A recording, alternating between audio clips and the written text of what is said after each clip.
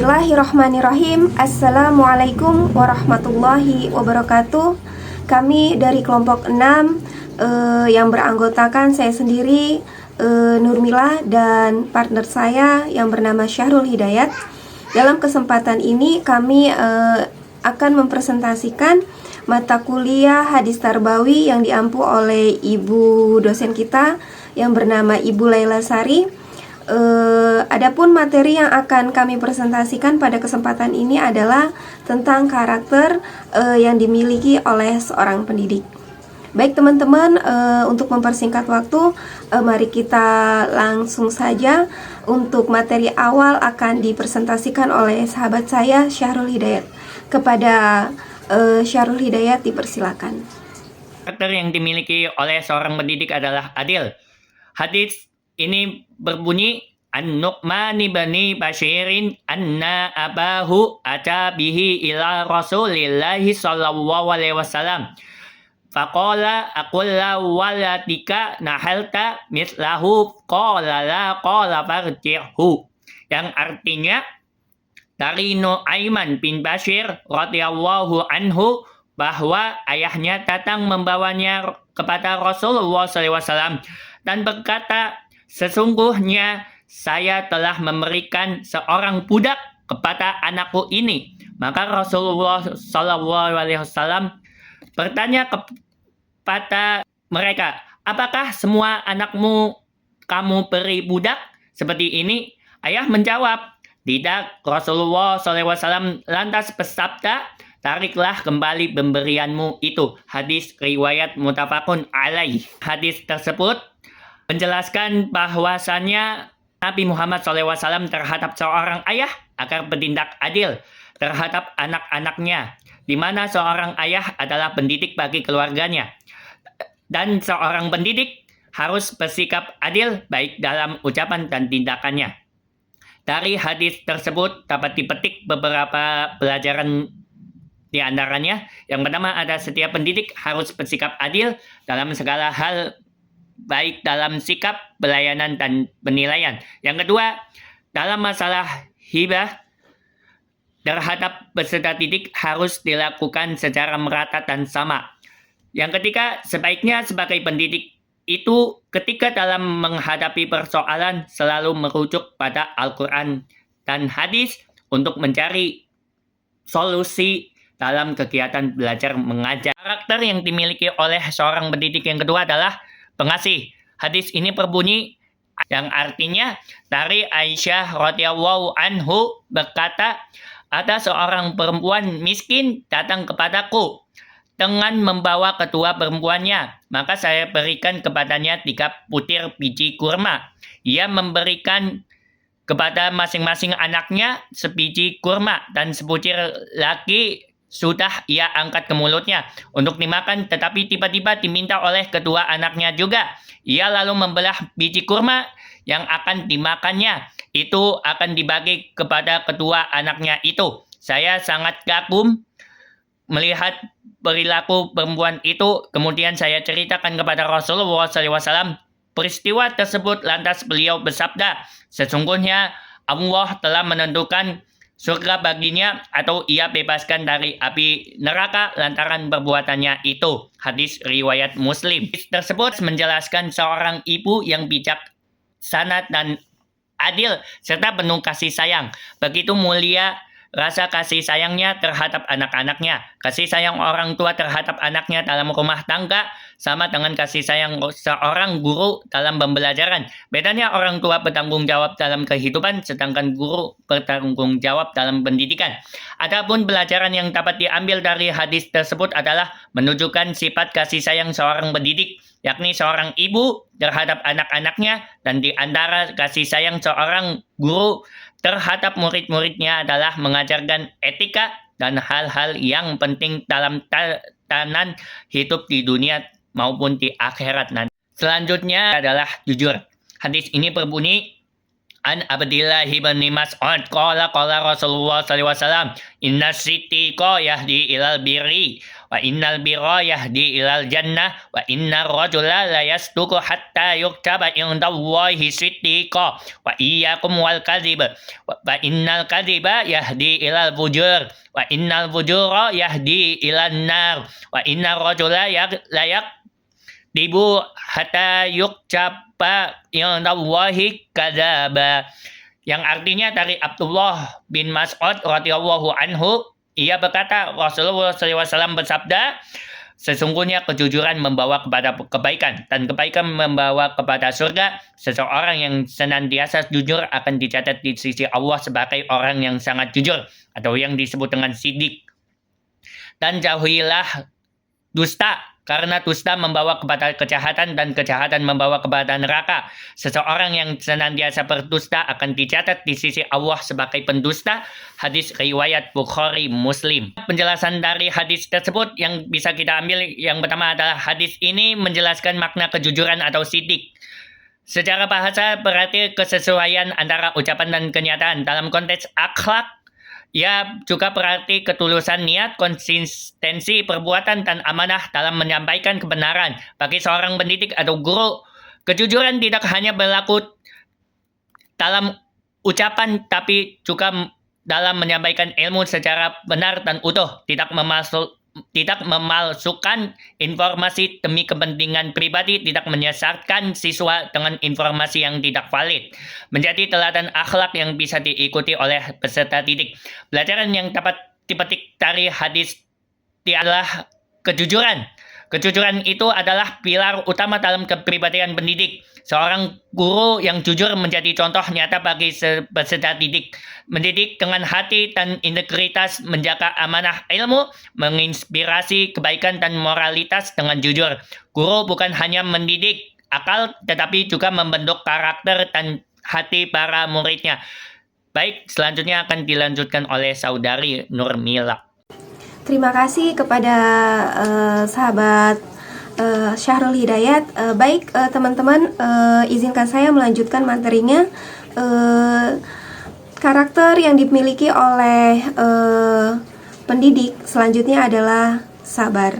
Seperti dalam hadis diriwayatkan oleh Bukhari dan Muslim yang berbunyi Bismillahirrahmanirrahim. An Abi Musa qala Rasulullah sallallahu alaihi wasallam, inna masala ba'athani Allahu bihi binal huda wal ilm kama salil ghaisi asaba arada, yang artinya dari Abu Musa, Rasulullah sallallahu alaihi wasallam bersabda, perumpamaan petunjuk dan ilmu yang Allah utus aku dengannya seperti hujan lebat yang jatuh ke tanah. Hadis riwayat Bukhari dan Muslim.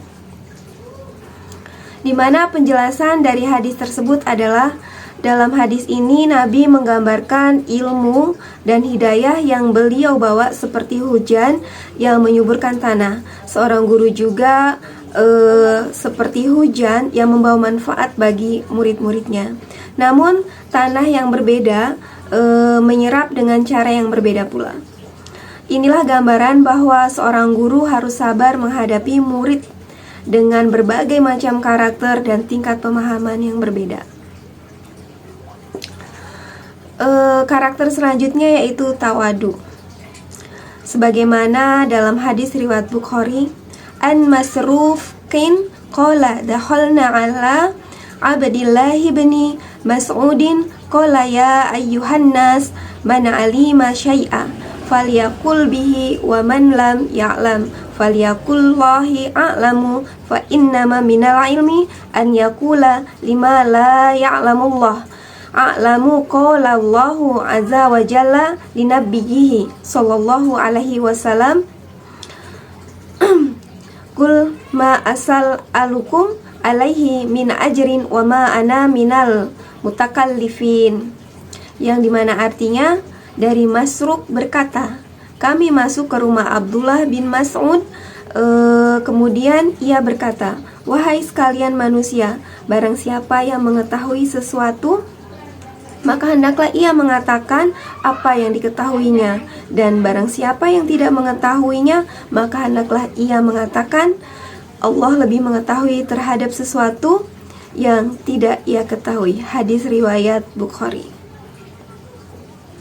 Penjelasan hadis tersebut yaitu tentang sifat tawadu, di mana sifat tawadu adalah posisi pertengahan antara kesombongan dan rendah diri. Seorang yang berilmu tentunya tidak boleh sombong pada ilmunya, karena ilmu adalah pemberian Allah dan tidak boleh merendahkan dirinya sehingga merendahkan ilmu tersebut. Hadis di atas juga bermaksud agar seorang pendidik atau juru dakwah yang mulis karena Allah tidak akan mengada-ngada atau berbuat dusta. Ia akan menyampaikan apa yang ia ketahui dan tidak mengatakan apa yang tidak ia ketahui. Sikap tersebut tentunya disebut dengan tawadu. Di mana sifat tawadu tersebut harus dimiliki oleh setiap manusia, terutama khususnya oleh seorang pendidik. Adapun pelajaran yang dapat diambil dari hadis di atas adalah perintah bersifat tawadu. Pelajaran yang dapat diambil dari hadis tersebut yaitu tentang perintah bersifat tawadu. Dalam ilmu, terutama ketika tidak mengetahui sesuatu, katakan apa adanya, aku tidak tahu. Allah lebih tahu, wallahu a'lam. Tiada boleh memaksakan diri atau mengada-ngada jawaban, terutama mengada-ngada dengan jawaban yang ngawur atau tidak benar. Tidak boleh berfatwa hukum kecuali sudah yakin kebenaran ilmunya. Tidak mengurangi bobot keilmuan bagi seseorang yang mengatakan tidak tahu terhadap ilmu yang belum diketahui.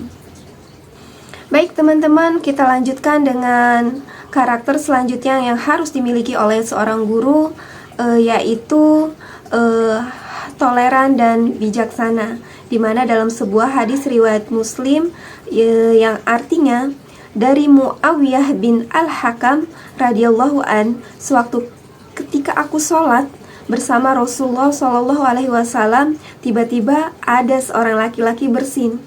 Lalu aku menjawab, semoga Allah merahmatimu. Lalu orang-orang melototi aku. Aku berkata, celakalah aku, mengapa kalian memandangi aku seperti itu? Kemudian mereka memukulkan tangan mereka ke paha mereka. Ketika aku melihat mereka, menyuruhku diam, dan aku pun diam.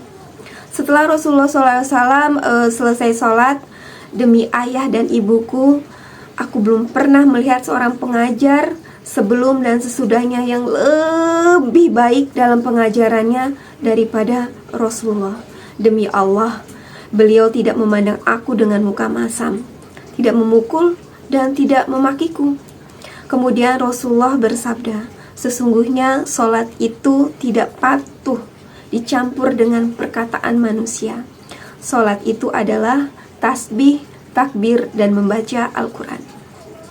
Aku bertanya, ya Rasulullah, sesungguhnya aku baru masuk Islam dan Allah telah mendatangkan Islam, sedangkan di antara kami ada yang mendatangi dukun. Beliau menjawab, janganlah engkau mendatanginya. Aku bertanya lagi, di antara kami ada yang meramal nasib dengan burung.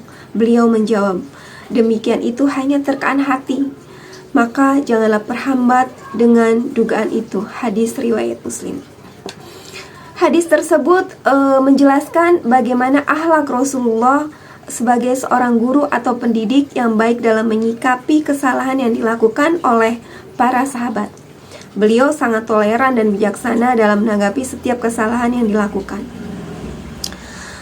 Contohnya yang dilakukan oleh para sahabat atau oleh Muawiyah ketika menjawab salah satu sahabat yang bersin ketika dalam keadaan sholat.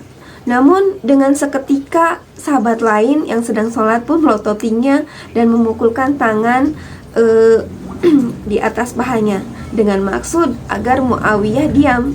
Rasulullah SAW tidak marah atau membenci di antara mereka. Rasulullah hanya menjelaskan bahwa di dalam sholat tidak boleh berbicara, dalam sholat hanya membaca tasbih, takbir, dan membaca Al-Quran. Ada banyak pelajaran yang dapat kita ambil dari hadis tersebut. Di antaranya itu toleransi dan kebijakan Nabi Muhammad SAW sebagai guru dalam menyikapi suatu kesalahan atau pelanggaran yang dilakukan anak muridnya, yaitu para sahabat. Penjelasan pelaksanaan sholat hanyalah tasbih, zikir, dan membaca Al-Quran. Haram mendatangi dukun dan mempercayai ucapannya. Dan pelajaran selanjutnya itu larangan melakukan terkaan hati yang tidak benar tentunya. Baik teman-teman, kita lanjutkan dengan karakter yang harus dimiliki oleh seorang guru selanjutnya, yaitu sebagai fasilitator penyampai ilmu, di mana diriwayatkan dalam hadis Abu Daud dan Al-Tirmizi yang berbunyi Bismillahirrahmanirrahim, an Abi Hurairah qala Rasulullah sallallahu alaihi wasallam man su'ila an ilmi al-limah summa katamah uljima yaumal qiyamah bilijamin min nari wa fil bab an Jabirin wa Abdillahi ibni Amrin qala Abu Isa hadithu Abi Hurairah. Artinya adalah dari Abu Hurairah radhiyallahu anhu berkata, Rasulullah Shallallahu alaihi wasallam bersabda, barang siapa yang ditanya sesuatu ilmu kemudian ia menyembunyikannya, maka ia nanti pada hari kiamat dikendalikan dengan tali kendali dari api neraka. Nauzubillahi min dzalik. Baik teman-teman, penjelasan hadis di atas yaitu dari Abdillah bin Amr bahwa Nabi Muhammad SAW bersabda, sampaikan daripadaku walaupun satu ayat dan beritakanlah kepada Bani Israel dan tidak ada dosa. Barang siapa yang mendustakan atas namaku dengan sengaja, maka bersiap-siaplah tempat tinggalnya dalam neraka. Hadis riwayat Bukhari. Maksudnya adalah sampaikan ilmu atau pengajaran dari Nabi Muhammad SAW sesuai dengan ilmu yang dimiliki. Menyampaikan ilmu itu wajib dan menyimpannya itu dosa. Yang disebut dengan katim al-ilmi. Beritakanlah tentang kisah-kisah Bani Israel dengan tidak berdusta, yaitu dengan dasar periwayatan yang kuat tentunya. Ancaman untuk orang yang berdusta dalam pemberitaan dari Nabi Muhammad seperti membuat hadis palsu, rumor adalah neraka. Pelajaran yang dapat dipetik dari hadis tersebut yaitu yang pertama, kewajiban guru atau orang alim menyampaikan ilmu kepada orang lain, terutama seorang guru kepada anak didiknya. Yang kedua, larangan menyembunyikan ilmu yang dibutuhkan oleh orang lain.